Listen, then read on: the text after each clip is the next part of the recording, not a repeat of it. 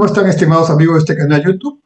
Este es el tercer video de la serie Leamos Juntos el libro de Hans Rosling, Fatfulness, que tiene por principal idea llamar la atención a los líderes de los gobiernos, de las instituciones públicas y privadas de todo el mundo, de que, a pesar de que hay estadísticas, tomamos decisiones muchas veces más de las que pensamos sin tener en cuenta los datos. Por lo tanto, tomamos decisiones ineficientes o equivocadas. Permítame compartir la pantalla para poder seguir con esta explicación.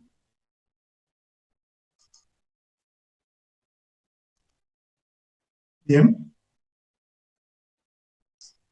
entonces aquí estamos.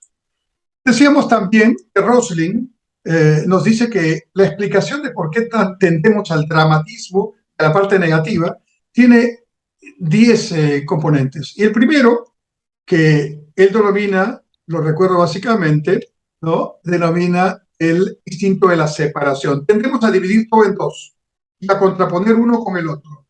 Blanco y negro, eh, ricos, pobres, desarrollados, subdesarrollados, en fin. Entonces expliqué esto el video pasado, pero ahora lo profundizamos un poco más.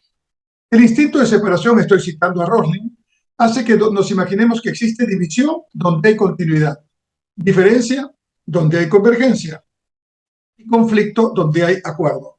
Y yo, parafraseando a Rosling, diría, el instinto de separación hace que exista división donde puede haber continuidad, diferencia donde puede haber convergencia y conflicto donde puede haber negociación y un acuerdo. Entonces nos limita mucho esta manera de entender las cosas, de polarizar. Por ejemplo, imaginemos que estamos en la parte más alta de un edificio como el de la foto, que debe tener 30 o 40 pisos, quizás más, y nos ponemos en la parte más alta y miramos hacia abajo. Claramente, nuestra visión de los edificios que están abajo de este edificio tan alto va a ser una visión que nos da la ilusión de que todos los edificios que están abajo están en la misma altura. Sin embargo, si bajamos un poco y nos ubicamos más bien en la calle, en el primer nivel, observaremos que hay, como se ve en la foto, diferentes tamaños de los edificios. Entonces, esta visión que tenemos por la ubicación en que nos encontramos nos da una idea equivocada de la realidad, pero que si la percibimos como la realidad, nos va a llevar a decisiones y tomas y políticas públicas equivocadas.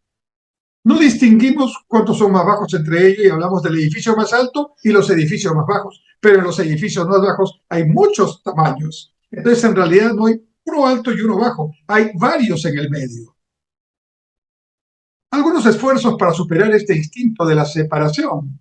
Por ejemplo, el marquetero peruano muy reconocido a nivel internacional, Rolando Arellano, que tiene una empresa que se llama Arellano Marketing, que todos conocemos por sus encuestas y por sus libros, propone no hacer la división de los estratos de ingresos según lo que normalmente ocurre, es decir, no dividir a la población por estratos de ingresos, bajo, alto, ¿no? Nos dice más bien que esto tiene que ver con la personalidad, con los estilos de vida de las personas, en este caso de los peruanos. Y él plantea 6 categorías, incluso considera cuál es el porcentaje de población que está en estas categorías, y plantea los sofisticados, los progresistas, las modernas, los adaptados, las conservadoras y los resignados. Los extremos son los sofisticados y los resignados. Entre los dos hacen 15% del total. Pero si consideramos a progresistas, modernas, adaptados y conservadoras, vamos prácticamente a tomar el 85% de la población peruana. Y entonces esto lo que nos da es un margen de acción mucho más efectivo, porque no estamos hablando de extremos, sino de características estratificadas, más bien por elementos que nos permiten ordenar de mejor manera y mirar el medio, el centro, en lugar de mirar los extremos. Cuando Roger Fisher, quien está en la foto y ya falleció, y discípulos de él como William Murray, autores ambos de libros bestseller de negociación y miembros de la Escuela de Negociación de la Universidad de Harvard, ¿no? Cuando ellos plantean la manera de negociar, sostienen que nunca una negociación se va a poder lograr un acuerdo, se va a poder lograr en una negociación cuando se insiste en discutir las posiciones de ambas partes. Generalmente las posiciones están en situaciones extremadamente opuestas. Entonces, Fisher, Uri y otros nos dicen, en posiciones nunca va a haber acuerdo, pero si encontramos intereses comunes sin tocar las posiciones, probablemente podamos encontrar un camino para desarrollar un acuerdo o acercarnos a él. Entonces, la negociación de Harvard basada en intereses comunes es la manera más sólida y probadamente exitosa como hoy en el mundo los principales asesores llevan a las negociaciones cuando son llamados a formar parte de ellas. Nuevamente, el punto no es la posición extrema A versus la posición extrema B, sino buscar los intereses comunes que nuevamente están normalmente al centro. Esta es la manera como podemos entender este instinto de la separación, de dividir automáticamente unos contra otros, que últimamente algunos políticos, incluido nuestro presidente, el presidente Castillo, utilizan muy comúnmente un lenguaje polarizante, ¿no? Los ricos versus los pobres, los peruanos versus los conquistadores españoles, ¿no?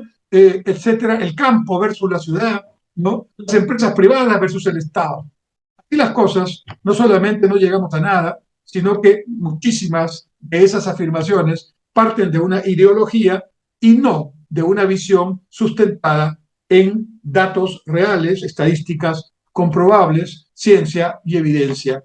Y la política pública en el siglo XXI, como las decisiones empresariales, no puede dejarse para que se desarrolle en base a supuestos, a ideologías, a prejuicios, sino fundamentalmente basada en propuestas serias con estrategia, ¿no? Mejor con consenso o un acuerdo casi de consenso, pero sobre todo sustentado en datos reales. Gracias.